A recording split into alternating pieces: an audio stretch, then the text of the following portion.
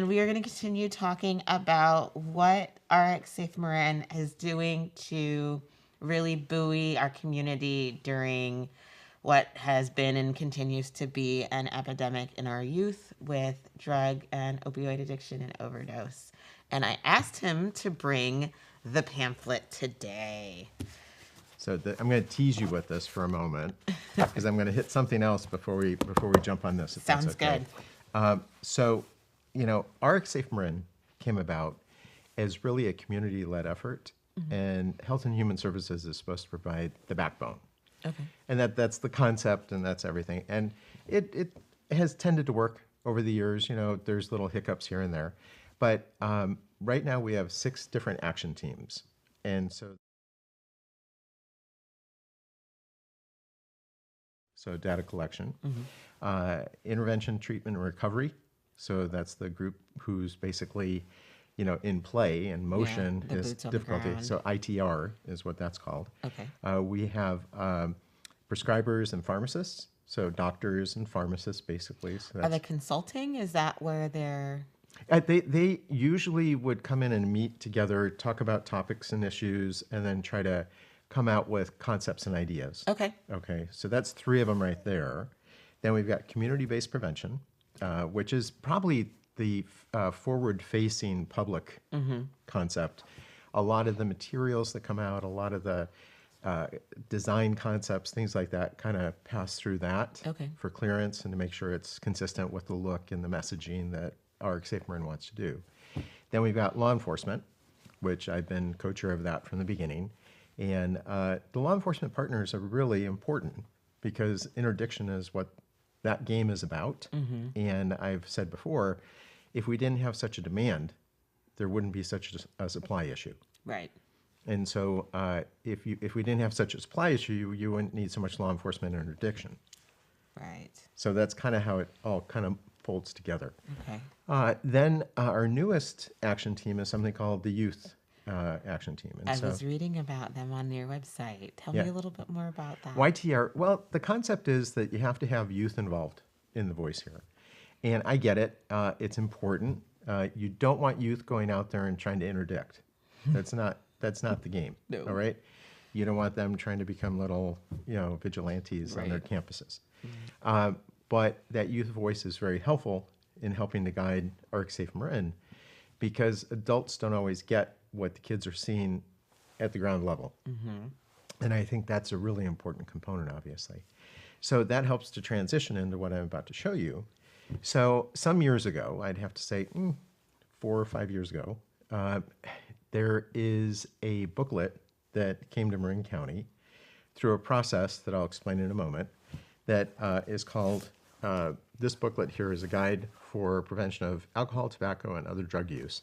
And it's a booklet that basically was put out by an outfit called Community of Concern, and they're back on the East Coast.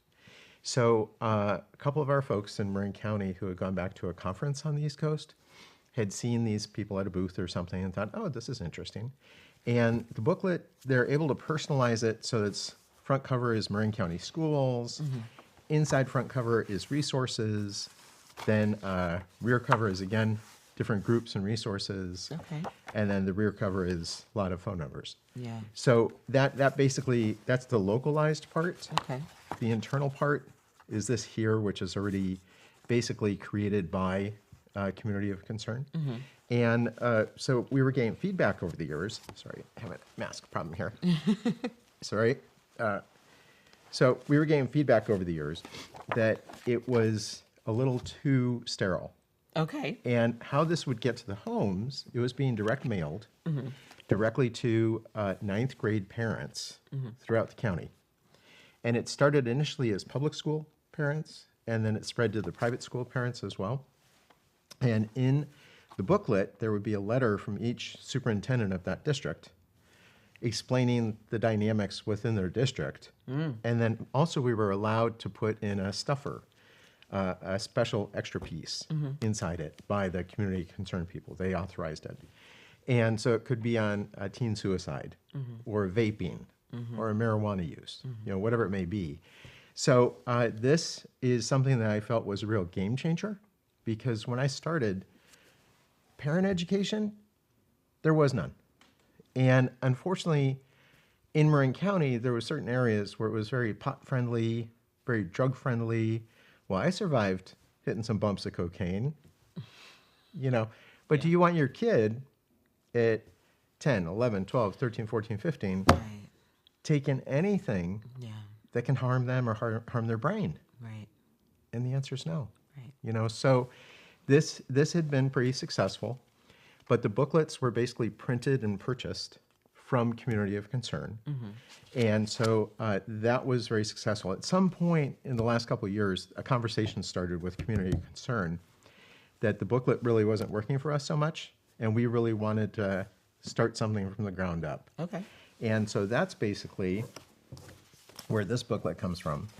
And so the importance here is that along the way, we were also getting sixth grade parents who were wanting more drug information because they knew that coming out of elementary school, Different ball game. kids in middle school, and middle school is probably the hardest place. Most teachers will tell you, if you want to teach in the middle school world, you have to be ready for it because hormones, body development, teenage brain development, all these things are changing in that world. Yeah. Yeah, high school is a little different game. You have maybe mature bodies still with adolescent brains, but it becomes one of these things that middle school is a hard ground. This is a serious transition period. Oh yeah. And so basically the booklet was rewritten, and I think it was just taken from the ground up. They didn't really utilize any of the Community of Concern. So the first one is Let's Start Talking, and this is the booklet that goes to sixth grade parents. Again, it's mailed out with the letter, with any additional material that needs to be put inside. Right. And it's wonderful. Yeah, I gotta tell you. And this booklet is meant strictly for the middle school parent. Right. It's not meant to scare the crap out of them. But it gives them a nice beginning of drug education to get them going. It's also in English, and then we also have a Spanish version. And so households that are identified as Hispanic households are sent the one in Spanish version. And the feedback has been excellent. And it's also supported by a series of talks around the county in Spanish and English. Yes. And so it helps to bring it alive. Right. And, the way that you can learn more about this is letstalkmarin.org. Okay. That's the website for it. You're able to see letstalkmarin.org. Okay. And you're able to see the what dates are coming up. Yeah.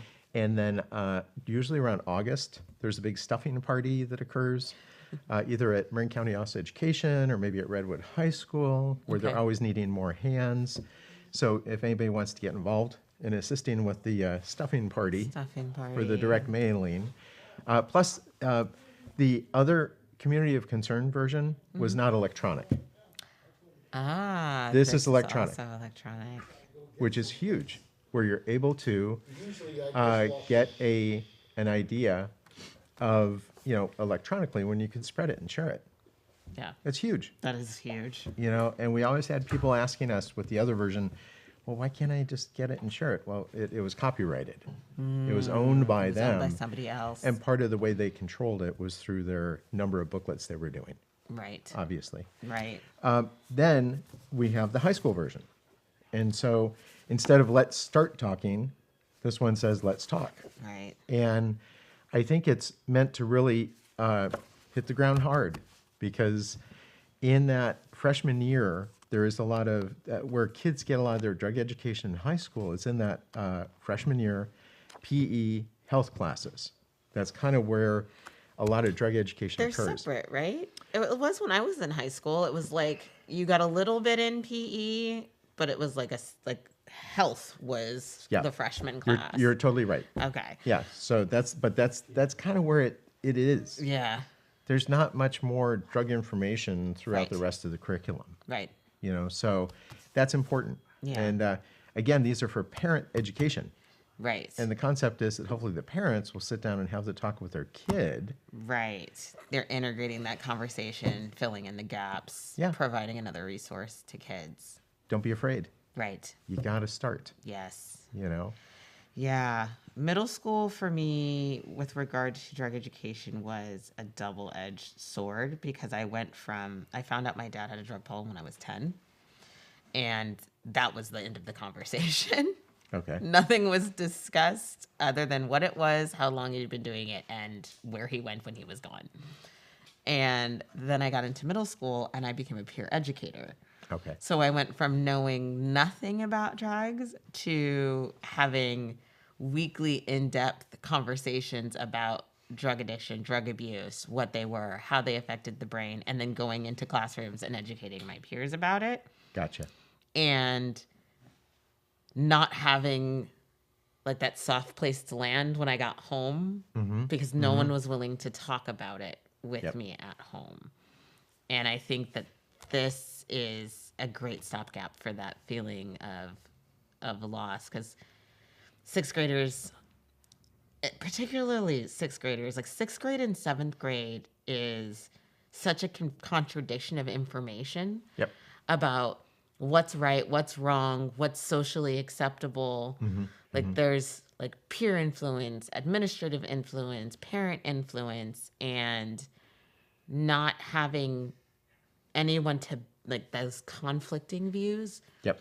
And if parents just have the opportunity to be able to have the resources to support their kids, at least in this one way, I think that's an amazing asset.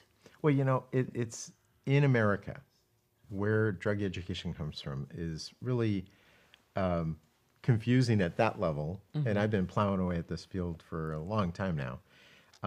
I think what happens is there's, do you remember that commercial a long time ago? This is your brain on drugs, yeah, crack the egg. You know, it caught attention.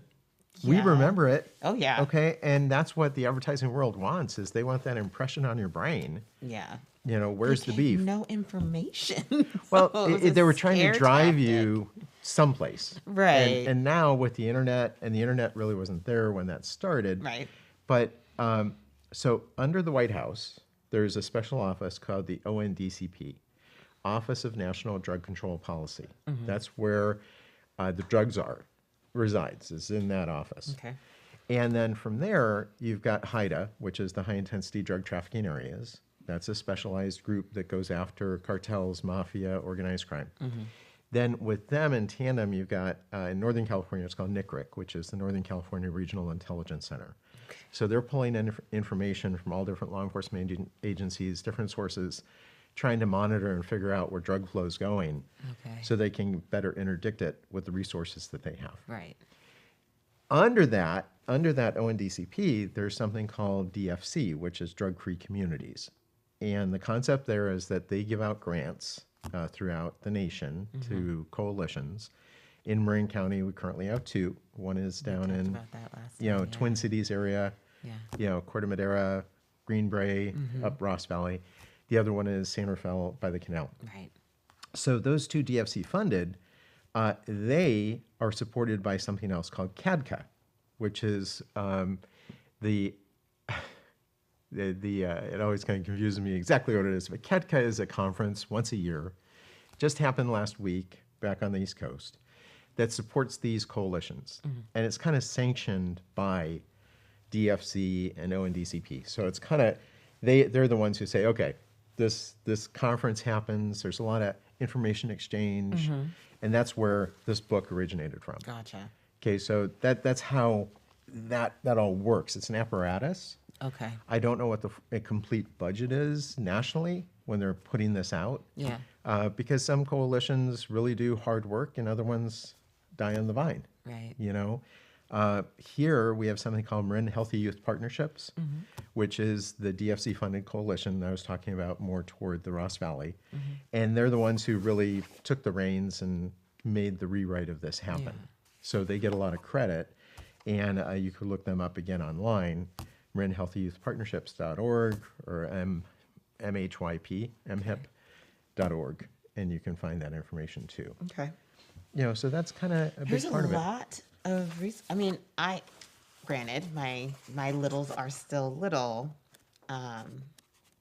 but this is all brand new information for me. I didn't know it existed. I didn't understand Well, what grade is your oldest one?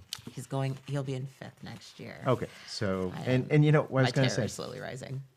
transition years are huge. Okay, because when you're a 5th grader, you're a big man on campus. Then you're going to the next year, usually a different school site. Yep. And all of a sudden you're a minnow. Yep. Okay, and it happens again in 9th grade. Yeah. So that 6th, 7th, 8th, you've got that, 8th grader, we're badass. Yeah. And all of a sudden, 9th, Yeah.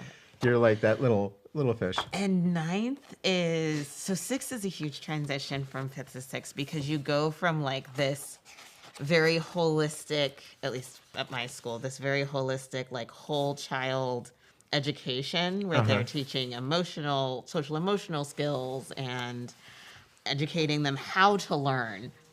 And then you go from that to 6th grade, which is now preparing you for high school. So it's very academic focused and the social emotional kind of takes a back seat. And you're going through all of these hormones and changes. And then you get to 9th grade where you're like, okay, these are my last 4 years. These are the years that count. This is where I am learning bell scheduling and how to manage my time. And not only are you transitioning from being like the big man on campus to the minnow, but it's your first real interaction with people who look grown. Yep. Like, I remember how bizarre it was to walk around on campus, little old me, and see what looked like grown men and women. Yep. Walking around on campus because they were 18 years old. They were, grown. Yep. Like, it was. But, you know, the funny thing is, and I say this, you can see a kid, a kid, 18-year-old, Yeah. who looks totally like a male developed. Yeah. Okay? But that brain is not there. Not even close. Okay? Not even close. So that's the problem you have. And, Right. and females, as I said before, it's a little different. Female brain development is a little more mature. Yeah. Could be estrogen, the extra chromosome, whatever it's factored up to. Yeah. You know, I think a female understands that her body can make the baby. Yeah. And so she gets a lot of messaging about be careful, be careful, be careful. Right. Guys, on the other hand, are like, oh, boom. It's whatever. Yeah. It's Yeah, it's a body. different. Yeah. Yeah. I think that falls into line with how we educate our girls about the dangers of drug abuse anyway, because there's such a focus on the body Yep. for girls. You get a lot less, you don't want to mess up your life with drugs, Yep. and a lot more, you don't want to mess up your life with pregnancy. Yep. That's a lot more of that for Well, you know, girls. there's something in Marin that's happened for years. I don't know if you know the Teen Girls Conference. Do you know about this? No, what is this? So it should be at Embassy Suites. We have to look up to see what the dates are. Maybe we can get somebody to come in and talk about it. Yes. Because it is successful. It is phenomenal. They usually bring in excellent speakers, and this is teen girls. Yeah. Okay, that's the group that they're Yes. really. And I had been invited at different times to come in and speak, and you've got 300 girls from all over the county. And there's a lot of support booths. There's a lot of informational things. Yeah.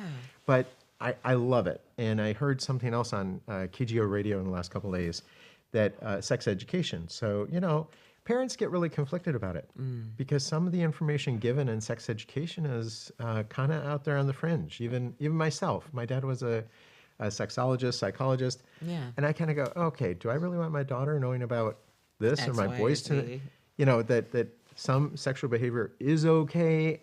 That's like way over here. Okay, so I'm not going to say what it is. Yeah, it's like, okay, you got your normal, but the one that's way over here, I'm kind of like, okay, really, does that need to be part of it? But so this one mom called in, and she said that what they did is they got other moms together, and this was for the daughters, and they had a Kaiser nurse come in and basically do a sex education class strictly for the girls. God, that sounds amazing. And it was open conversation. Yeah. Girls were really comfortable. Yeah. Moms, I don't think were really present in the room. I think it really was the nurse and the girls. Yeah. So they could ask any questions they want about birth control, Yeah. about female anatomy, about Yes. orgasm, about all All these of that things. stuff. That's amazing. Good moms. Yeah, that That's was amazing. like, wow. That's so empowering. I want to know more about that. I want to see if I can get an invite or a ticket or something, because I feel like that will be an amazing experience for me to be. And I have a couple of people in mind that I think would be and really want to be present. We are getting low on time, Okay. so we are going to wrap up. But I sit on the board for postpartum support services. Great. And I would love to figure out how to connect them to postpartum support services, because that's another thing that communities don't want to talk about, is how do you support our female youth when they do become pregnant. Oh my God. It is Nobody wants to have that conversation either. Yeah. And it's You know what? It devastating. happens. But it's nature. Yeah. It is not going away. Yeah. And we can do better. If a female is, fertile, Yeah. you know. Accidents happen. Yeah. Things happen on purpose. It happens. And, this is a topic for a different day, something that I feel very passionately about, but I feel like our society heralds the incubator, Yep. but not the nurturer. Well, it's the classic thing of pro-choice or pro-life. Mm-hmm. And a lot of the pro-life people want no abortions, but when those babies are born, are they there to give a support? Right. And what comes down line, Right. I think is really important. Yeah. How much time do we have left, by the We way, don't Rob? have any. I Uh-oh. don't think. Do we have 2 minutes? Because I wanted to just lay out one quick thing. We could do 2 minutes, I think. Okay, back of the booklet, it has all the resource information, basically a lot of website and phone number info that's really important. And then also if you go to, again, letstalkmarin.org, you'll basically be able to find all this online at your fingertips. And I think it's incredible to be able to understand it and see it, to get a good idea of what the heck we're talking about here. Absolutely. These are for me, right?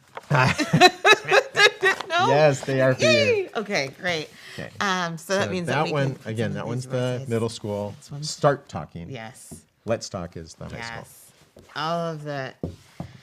All of the resources. This is, you guys, this is one of the reasons why I keep making Mark come back to the show, because this is terrifying. Don't they look like fun? That's terrifying. They're like chiclets. I Yeah. don't. Skittle parties. That was the kids would empty out the parents' medicine cabinet, Oh, put it in a God. bowl. You take a Oh. pretty yellow one, a pretty blue one, a pretty pink one, but Oh, drug God. interactions, or you're taking Viagra. I mean, come on. Oh, This is not. goodness. Yeah, there's That a was real not my disconnect. life. I didn't even know that was a thing. Yeah, Skittle parties, farm parties is Oh, my what they're called. goodness. Yeah. So So we will continue to have this conversation. I think that we've touched on the topic of the Teen Girls Conference, which I want more information about. We have discussed resources, and I will figure out a way to get these resources up either on our website or at the back of a YouTube channel. Somehow, what we have in here for resources will make it to one of our platform. And And I want to say, I love being with you. I really appreciate that you brought me in. I've only been here twice, I think, so it's like really sweet. But anything I can do or anything you need, please let me know. absolutely, you are a wealth of information and a resource and a very important part of our community. And I think that everybody should know what you know and know what you do. Thank you. Thank you, you. Ra. Yeah.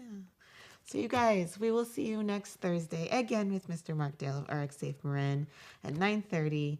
Thank you so much for joining us today, and you can see our replay this on our YouTube page, and don't forget to like and subscribe.